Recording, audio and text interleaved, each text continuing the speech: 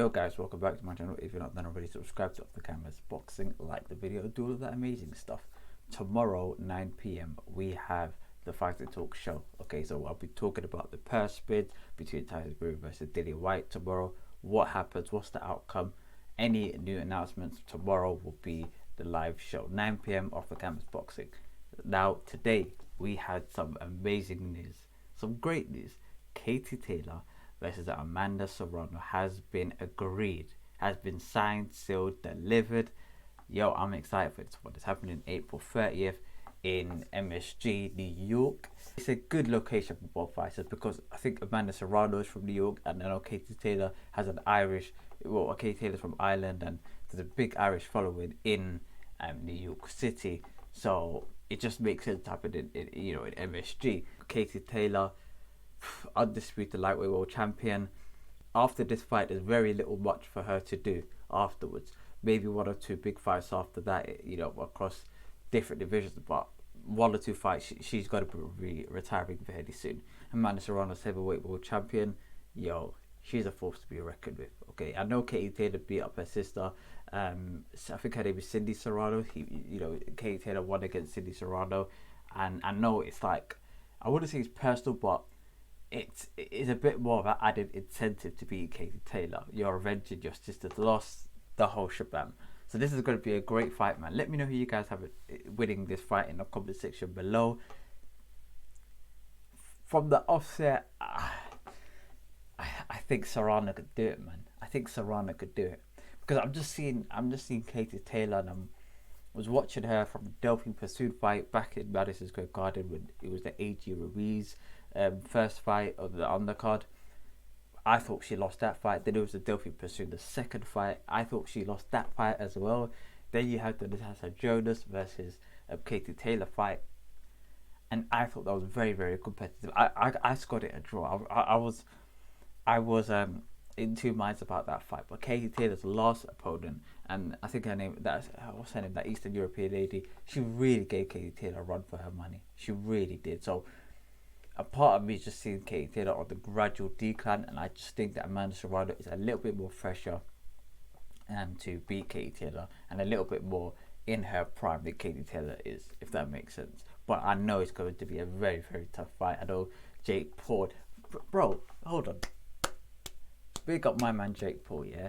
Listen, I was watching Jake Paul versus Deji at the Copper Box. I don't know, I wasn't at the stadium, but I was watching it from home. I thought, this guy is whack, man. I said, what? Why? Listen, I was surprised that Deji lost that fight. I said, Deji can smash this guy to pieces, yeah. And he then went on to them fighting. Who did he fight? He fought Anderson Gibb straight afterwards. From Anderson Gibb, he fought Nate Robinson. From Nate Robinson, he then, I think he started a promotional company called the Most Valuable Entertainment, something along those lines. Okay, he beat the likes of straight afterwards Ben Askren. From Ben Askren, he went on to then fighting Tara Woodley. Won by, I think he won by majority decision the first fight, and then the second fight he was going the whole distance. In the last round he knocked him out, promoted Amanda Serrano. Do you know what? I have to give this guy his props, man. Okay, 5 years ago he was on Disney Channel. These times, like, not even Disney Channel, like 5 years ago he was on YouTube. 10 years ago he was on Disney Channel. Like, the guy, you have to give him his credit. I know he pisses people up, the wrong way, but you have to give him his credit when credit is due. Amanda Serrano, he's provided Amanda Serrano with her biggest ever payday, and she's probably one of the highest earning female boxers, if not the highest, in the whole of the sport. And you know what? Probably in MMA as well. I don't think there's any MMA fighter, maybe Nunes or something along those lines, but I don't think anyone's earning more than Amanda Serrano. I think she's number one. Maybe Clarissa is up there, but I think earning, Amanda's up there, man. And that's all, not all, but that's hugely helped by Jake Paul. And he done this whole, what's it called, his Twitter and Instagram. He said, who's going to promote this fight better between him and Eddie Hearn? Do you know what? I think he could give Eddie Hearn a run for his money. I'm not even gonna lie. And I know Eddie Hearn's been in the promotional game in terms of like the whole the whole boxing industry for the last what 10, 15 years since his first fight with what's his name, Audley Harrison and David Hay. But like, I think Jake Paul, in terms of his pulling power, can really give Eddie a run for his money. He can push him to the limits. Really can. Speaking about Jake Paul, I know recently he bought a parent company to the UFC. One of the parent companies, he bought like a certain amount of shares, so he'll be sitting on the board with Dana White. I know it's some shithousery type thing, but it is what it is, okay? But overall, I'm so happy that this fight is taking place. April 30th, I know he'll be clashing with the Shakur Stevenson versus Oscar Valdez fight. I hope they push that fight from the PBC or the money. I don't know who's no, Shakur Stevenson is top rank, and Oscar Valdez is what? What's Oscar Valdez? I don't know. Canelo team. I hope they push that a week later at least. Bro, Cinco de Mayo, man. Push it to Cinco de Mayo, man. It's not that deep, man. Come on, man. Team Canelo, do your thing. But I think that's Canelo week, to be fair. But hopefully that gets moved, man. Because this one, I'd rather. Do you know what? It's tough, man. I think this one in the UK time is coming before the other fight. I think the UK time goes Amanda Serrano first, and then a couple of hours later it's the Shakur Stevenson fight. So it don't really make much of a difference, but I want these girls to maximise in terms of earnings for that night, man. I don't want it to be all messed up, man, because it's the biggest female fight probably of all time. So you give them what is due. Anyway, some other news. Galal Yafai. Is his name Galal Yafai? Galal.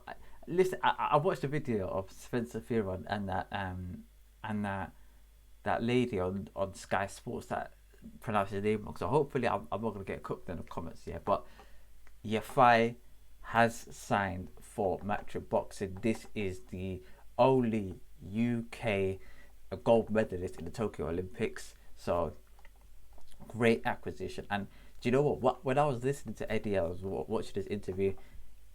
It's like very, very, very impressive what he's about to do with him. He instead of him saying like, yeah, we're gonna slowly bring him through, maybe a couple of 6-rounders, a couple of journeymen here and there. He said, no, we're going the Lomachenko route. We're going to go literally first fight, WBC title or WBC international belt, bang, straight off the back. Then it's going to be 2-3 fights before he goes into a world title shot, and then from a world title shot he's going to go up like he's going to unify. Then he's going to try to become undisputed, and then go up the weight class. They're going to move this man like Lomachenko. Lomachenko was like, he just started off like a house on fire because he was a 2-time Olympic gold medalist, and for the pedigree of your finest skill level, I think it's possible, man. And do you know what? We could potentially be seeing a Hall of Famer in your fight going forward, man. This guy could be up there with your Josh Taylors of the world. Definitely, man. I don't see why not. Olympic gold medalist, man. Come on, man. Like, the sky is the limit, man. And the Yafai family, you've got Cal Yafai, Galal Yafai, forgot the other brother's name, but like, they got a family of boxers, world champions, European champions, British champions, like these Olympic gold medalists added to the family as well. Listen, I want to know what they're having for dinner. Yeah, I want to know what like stuff they're eating at home, man. I want to know what their ancestors are doing, their parents, their grandparents, and like their great grandparents. Were they like athletes as well? Like, I just got a whole heap of questions for this family, man. Like, big them up, man. So that's another announcement that is in the boxing world. So tomorrow we are going to go live 9 p.m. for the Fighting Talk Show. Subscribe to Off the Canvas. Boxing, peace, love, prosperity, and I'm gonna see you guys in a bit. Peace.